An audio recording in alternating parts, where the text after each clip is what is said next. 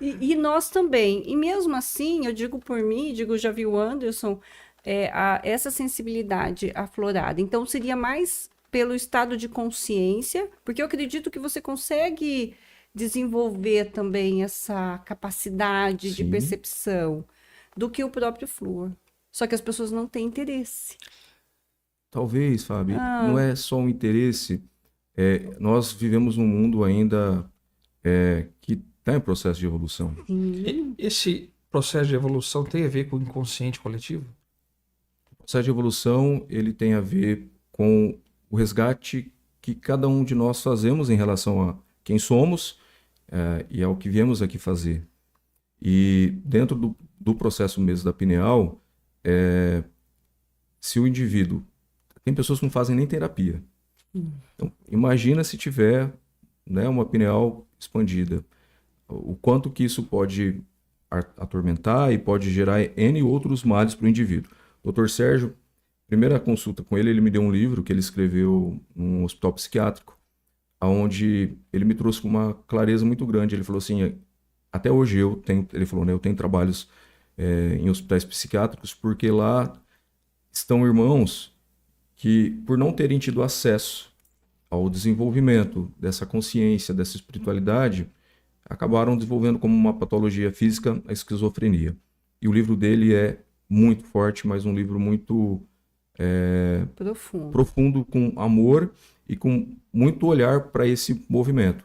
E por isso que hoje, né, além dessas questões que a gente tem em relação ao que faz a pineal ficar cristalizada, eu entendo que nem todo mundo está ainda pronto para esse processo. Porque o processo não é fácil. O meu processo ele começou, na verdade, assim, eu sempre tendo essa intuição, esse feeling, mas não sabendo dar um nome. Se não fosse o meu movimento com as medicinas xamânicas, né, que eu consagro as medicinas xamânicas há 5 anos e meio, e entrar em contato com essa verdade da minha alma, eu não ia ter ido para um processo tão avançado. E aí entra, né? Eu falei tudo isso para chegar na resposta da sua pergunta, porque a grande questão, acredito eu que da maioria das pessoas, é o receio que tem de enfrentar aquilo que a alma traz como verdade. Se tem muitas pessoas que evitam ir para a terapia para não encontrar a verdade do consciente, porque na terapia nós acessamos as informações a nível de consciência. Eu faço terapia há mais de 23 anos. Dá um beijo para minha psicóloga, Rosana, que me direciona, porque daí, muitas vezes ela vem e faz um contrapapel de um aterramento, né? Então, isso eu sempre trago. Quem vai para qualquer movimento de expansão de consciência e desenvolvimento de espiritualidade, é muito importante estar em processo terapêutico. Porque quando o indivíduo, dentro das suas questões, vive muitas idealizações, tem muito viés, se desconecta da realidade.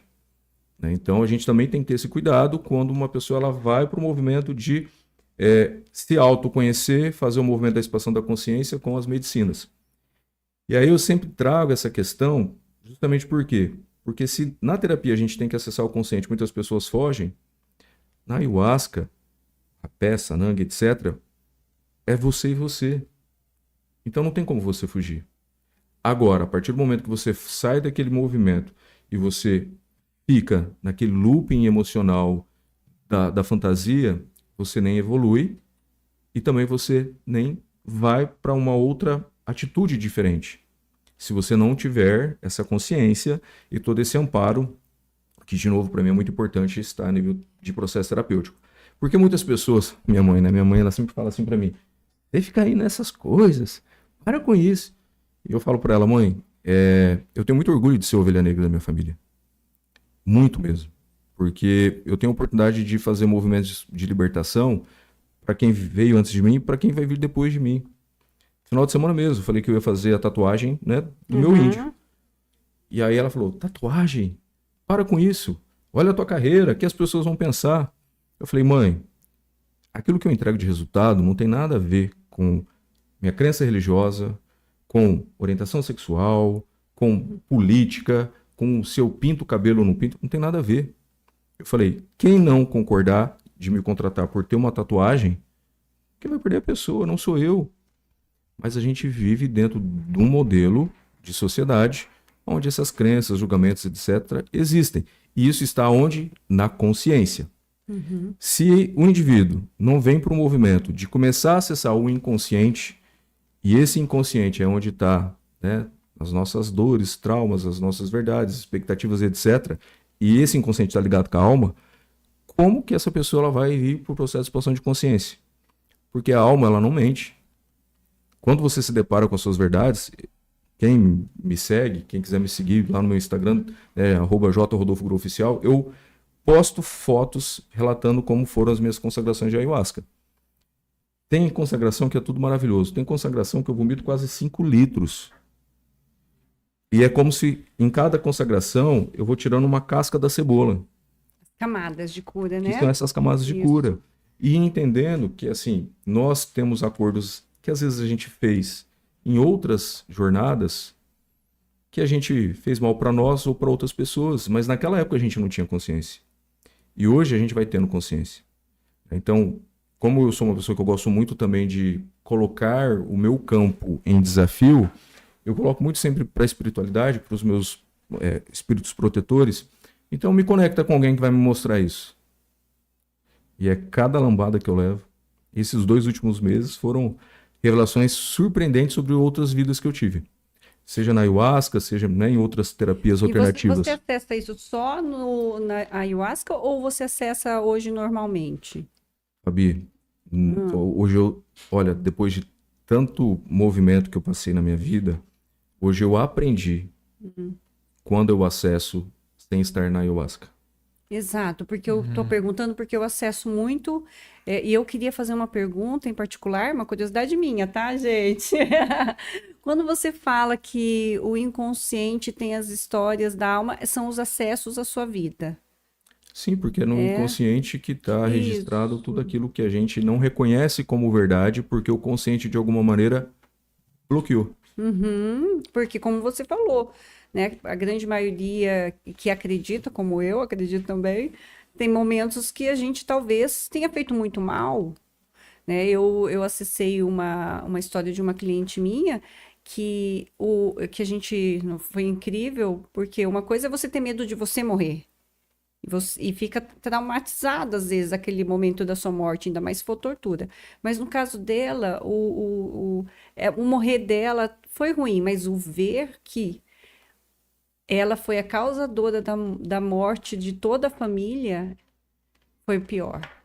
Então, ela não queria acessar aquilo. E é interessantíssimo, porque depois ela se libertou do processo, eu não lembro o processo final, mas a história básica é essa.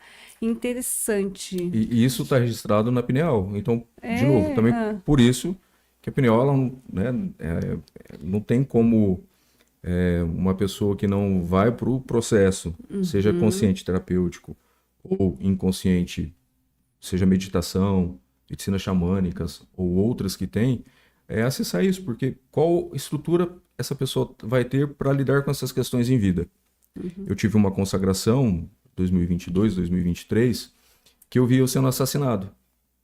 Eu tenho uma mancha de nascença no meu peito. Tá? Eu tenho uma mancha de nascença que, se você olha, você vê que foi algo que foi enfiado no meu peito. Tem muita gente que talvez não saiba ou não acredite, diz que quando a gente morre dessa forma na vida anterior, quando ela vem com a marca de nascença no local da onde você perdeu a vida, né? Sim. Eu super acredito nisso, porque eu vi isso. E aí, depois de eu fui assassinado tentando salvar um filho. E aí depois passou 1 ano e meio, novamente numa outra consagração, eu fiz um outro acesso. Em uma vida anterior àquela, eu fiz a minha esposa na época abortar. E aí foi falado para mim, você cometeu um crime contra a lei da vida. E você está pagando, já pagou em outras encarnações, e essa é a última, por você ter cometido isso. E aquilo para mim foi muito forte. Muito forte. Eu saí, assim, arrasado, né, da consagração. Fiz terapia 3 vezes naquela semana, chorei muito. E aí a pergunta que eu fiz para mim eu não tinha essa consciência. Então, hoje, o que eu posso fazer por mim, para mim, em prol do outro.